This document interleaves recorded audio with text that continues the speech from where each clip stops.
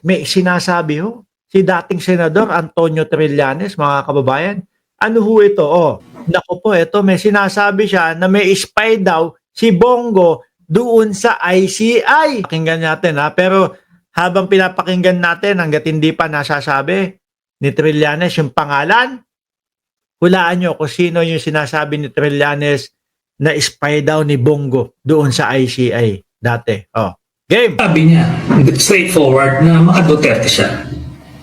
Tapos, makabonggo rin siya. Ano daw? Sandali, ulit niya. Maka-Duterte siya. Sinasabi niya maka-Duterte siya. Game! Sabi niya, straightforward na maka-Duterte siya.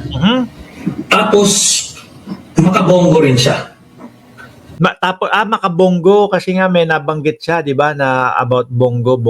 Oh, si Magalong, oo.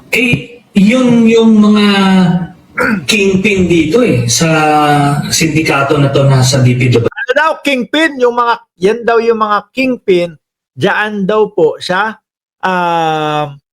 problema sa DPWH. Kingpin dito sa sindikato na to nasa DPWH. Doon nagsimula yan. After nung kay Pinoy, sinet up nila yun Sa tingin niyo po ba, mga kababayan, ang Pangulo ilalantad itong mga ito kung siya ang nangunguna o kung meron siyang sabit diyan sa mga ghost project na hindi.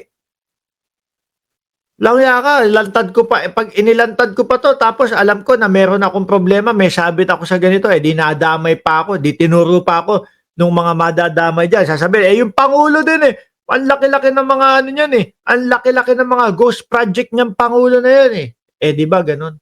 Kaya ho, si Pangulong Bongbong Marcos, inilalantad ito, mga boss chief sir, alam niya na walang maibabato sa kanya dahil alam niya sa sarili niya, wala siyang mga ghost project.